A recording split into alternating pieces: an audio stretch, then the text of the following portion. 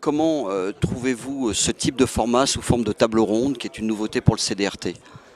Je trouve que c'est un format très intéressant parce qu'on retrouve autour de la table différents acteurs, par exemple les intégrateurs, les opérateurs, les éditeurs de logiciels, qui ont un point de vue différent et surtout qui vont devoir affronter ensemble ou séparément les évolutions du marché qui sont quand même très rapides.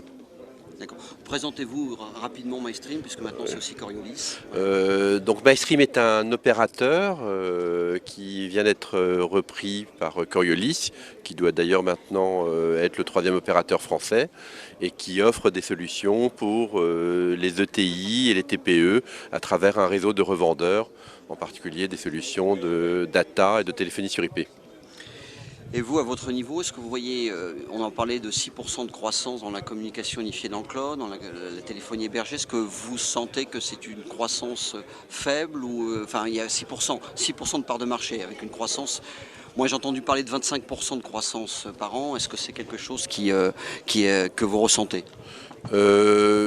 Oui, nous on sent qu'il y a une progression du chiffre d'affaires. Je voudrais juste ajouter quelque chose, je pense qu'il faudrait parler aussi de l'arrivée des startups en général, parce qu'elles peuvent avoir un rôle très important.